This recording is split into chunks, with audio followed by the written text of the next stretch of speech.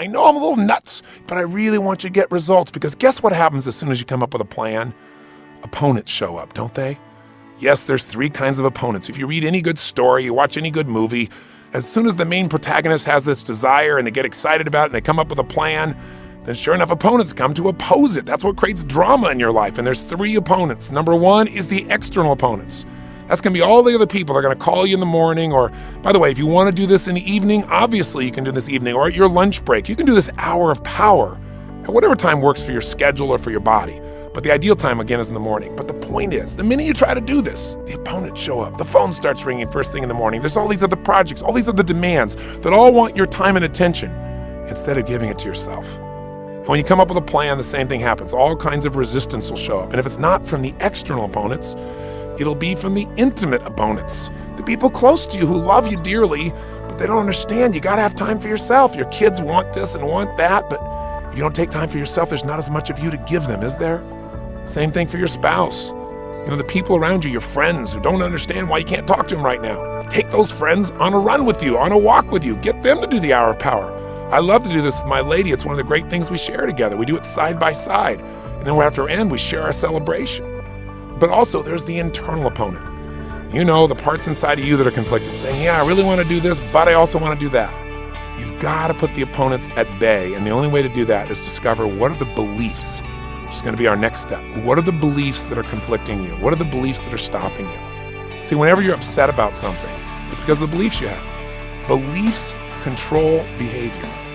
Whatever you do it because of your beliefs. And you may not know what those beliefs are, because often they're unconscious. So we're going to discover the beliefs that may be holding you back and the beliefs that will move you forward.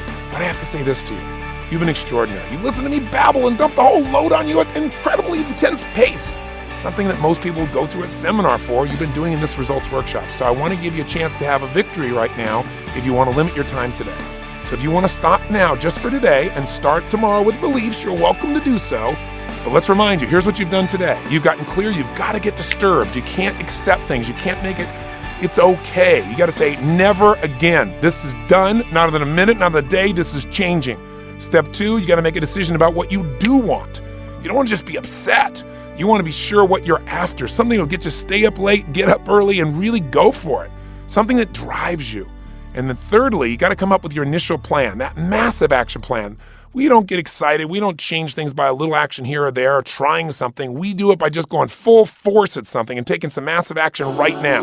So today, if you want to, take some action right now. Review what you've done in your journal. Take an action today. Turn the CD off. Or if you're one of those people that just can't stop, that wants to complete this workshop right now, that's as insane and crazy as I am, then continue to listen to this CD, and we'll go to step number 4. And that is, you've got to change your limiting beliefs. First of all, what is a belief? We think of a belief as a thing when a belief is really a feeling. What a belief is a feeling of absolute certainty about what something means. If you believe beyond a shadow of a doubt that if I invite you to walk across fire, you're going to burn, then there's no way you're going to get yourself to do it. But if you're familiar with my Unleash the Power Within weekends, then you know for a fact that we've had literally 750,000 people from every age, from 7 years old to 87-year-olds that have crossed this fire. If the only thing stopping us is a belief. See, if you don't believe you can ever get yourself at 6 a.m., you're never going to. If you believe you have to have 8 or 9 hours sleep, you're going to make sure you get it because you don't believe you'll function without it. As you believe, so is it done unto you. Sound familiar? Whether you believe you can or whether you believe you can't, you're right. Because when you feel certain about something, you're going to find it. You're going to make it happen. If you're certain that you can't succeed, you're going to look for all the reasons why you shouldn't even start, because who wants to fail? Beliefs control our behavior. Now, sometimes the belief is unconscious. Like, you've been taught your whole life, look before you leap. But you're also taught he who hesitates is lost. Figure that one out. Very often we have conflicting beliefs, but I can tell you this, whatever you're feeling and whatever you're doing is usually based on a belief, and you may not be conscious of it. If you're starting to feel really angry or really frustrated or really sad, I'll give you a little question to ask yourself, and I'll probably talk about this a couple of times, and that question is simply this. What would I have to believe to feel this way? What would I have to believe in order to feel this way? See, for me to be angry about this, I have to believe that this person has control of me and I can do nothing about it. Well, when you start to realize what you'd have to believe to feel a certain way, You start to say, wait a second, I can do something about it. That isn't true. And it breaks the hypnosis that the belief has. It takes away the certainty that you're at the effect of things and gives you the opportunity to take control. Does that make sense? The same thing can happen if you're feeling really sad. Why am I feeling sad? Well, in order to feel sad right now, what would I have to believe? I'd have to believe that nothing can ever get better, that I'm overwhelmed and I can't change anything, that I'm at the effect of it all. You know what? We all know that's BS. Belief systems, right? But see, when we tell ourselves something over and over and over again with enough emotional intensity, we start believing it. It becomes an incantation. Most of our beliefs are things that we heard or saw, we felt a lot of emotion about, and then we repeated it to ourselves again and again unconsciously or consciously until we felt certain. And certainty is such a great asset when you get yourself certain about what you can achieve, what you can do, what you can change, what you can make happen, who you can love, what you can connect with, what you can create.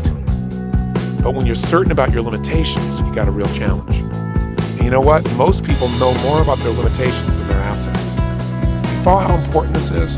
Psychology's everything. You got to get disturbed. You got to get clear on making yourself a decision about what you're committed to. What's that result and why? You got to get a plan, a real plan.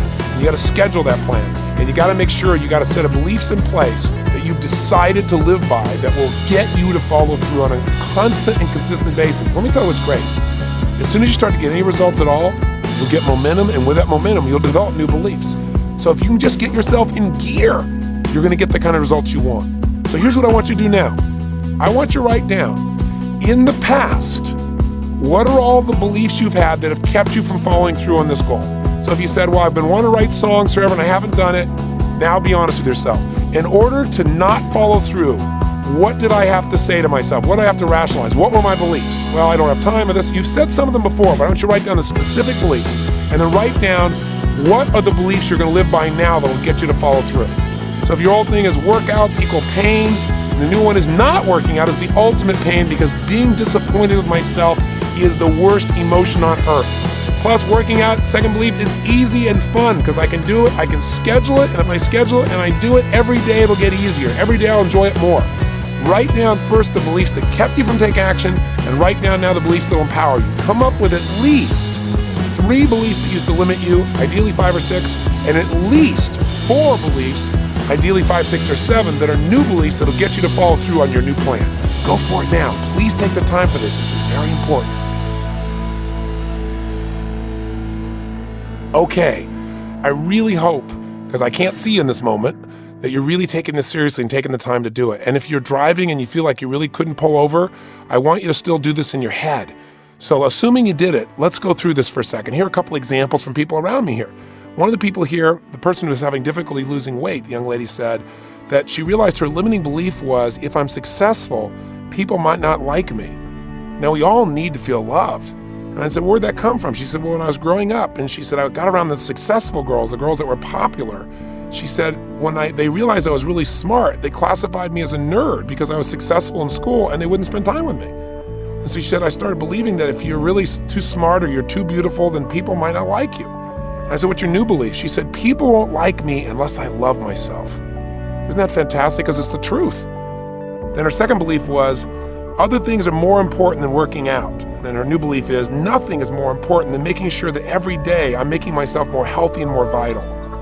The third belief she had that kept her from taking action was, well, it's not that bad. And her new belief is, it's terrible. Now listen to the language she used here, because this is why she's really motivated to change. She didn't say, oh, it really isn't very good. She said, it's terrible. Every pound I gain is eroding who I am as a woman.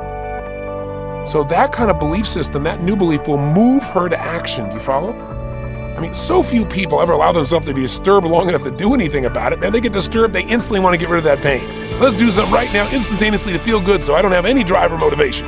You don't want to kill that. Then the few people that keep that usually just stay there in the pain and don't do anything, and they beat themselves up. Oh yeah, here let me tell you what else I've screwed up on.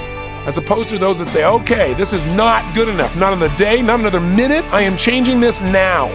And then in that mode, they then get focused on the result. They don't focus on the past, they focus on the future they're going to create now. And they focus on why, so they find that drive. So few people do that, it's a joke. That's why so few people ever achieve. And the few that might do something like that rarely come up with a real plan. And then even if you get to that level, here's why most people never get any results, because then their old beliefs take over and wipe out the plan. you understand why we've taken the time to do this now? It's so important.